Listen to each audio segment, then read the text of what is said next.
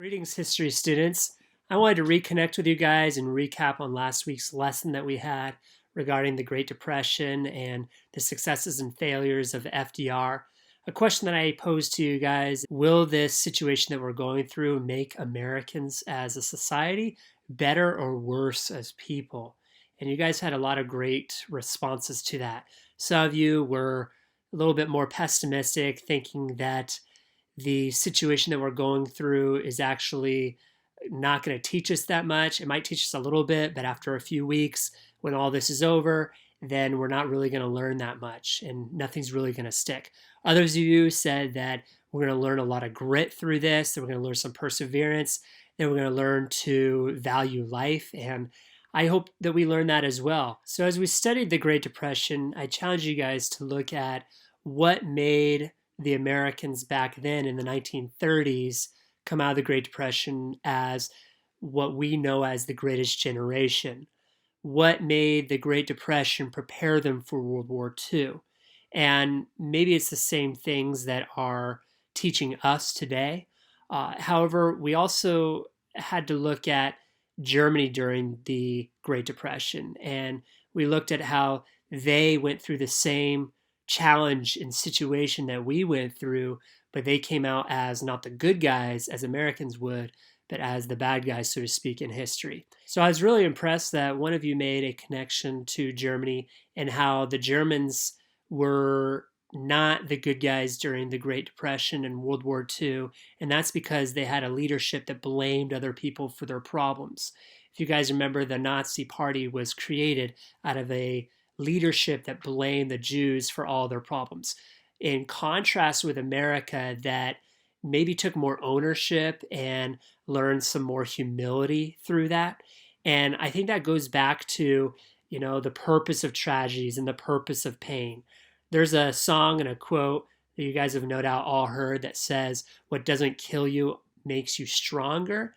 And I used to believe in that mantra.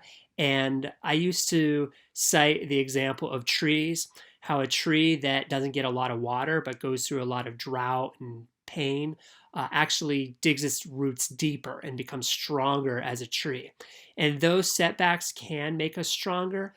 However, I'm a little bit fearful of that humanistic and that self pride focus. And I would say what doesn't kill your pride only makes you a monster. And I think that's what happened in Nazi Germany, is that during the Great Depression, they went through a setback and a hardship just like America did. But instead of America learning humility through it, the Germans actually built their pride and started blaming other people groups for their problems. And that is the fear that I have of America today. We need to learn to have humility instead of blaming other people and getting angry over our setbacks.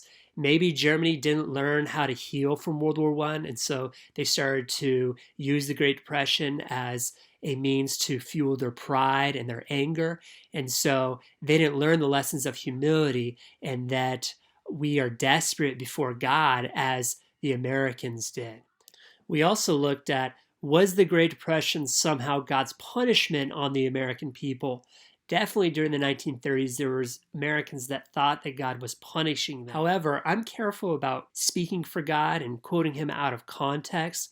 And I'm not sure that God is punishing America today with this virus, or that God was punishing the Americans back in the 1930s with the Great Depression. I look at the story of Job and how Job went through his challenges, and it kind of looked like God was punishing him. And he even had three friends that were saying that Job was somehow being sinful and that God was punishing him. But then in the end of the story of Job, God says to the three friends and to Job that he wasn't punishing him, that it was part of a bigger story. And that actually, if you look at the story of Job, that pain that he went through actually brought him to encounter God and draw closer to God. And I wonder, is that what we're experiencing right now? A time to allow humility to have its work. Some of you have quoted 2 Chronicles 7:14, which says, "If my people who are called by my name will humble themselves and pray and seek my face and turn from their wicked ways, then I will hear from heaven and I will forgive their sin and heal their land." And I think that point about humility is so important. If we allow the situation that we're going through, these setbacks that we're going through, instead of seeing them as punishments, we see them as opportunities to draw closer to God, to hear from God, and to learn humility. I really like what C.S. Lewis says is that pain is God's megaphone. And it's really important to see how pain is not something that God inflicts on us as a punishment, but actually draws us closer to Him.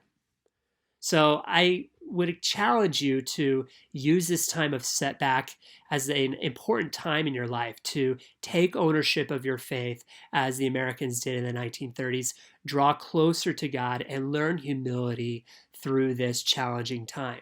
C.S. Lewis also goes on to say that humility is not thinking less of yourself, but it's thinking of yourself less. And so instead of self deprecating and thinking how terrible of a person you are, you're just using some false humility. Instead, use this opportunity to focus on others, to focus on God, to do as the first and second great commandment, to love God and to love others. That's what Jesus said. Micah 6:8 also goes on to say, He has told you, O man, what is good and what the Lord requires of you, but to do justice and to love kindness and to walk humbly before your God. So, how do you do this practically? I encourage you to love those who kind of annoy you, whether it's a parent or whether it's a sibling, or maybe it's a neighbor or somebody else that you just don't really get along with. I would encourage you to ask God for the strength to love that person. And in loving that person, you're going to prove that you love God. So thanks for listening and watching this and being such a fantastic class. I really appreciate your guys' comments, and I appreciate our dialogue and our time together. And I can't wait to see you guys next week. Bye.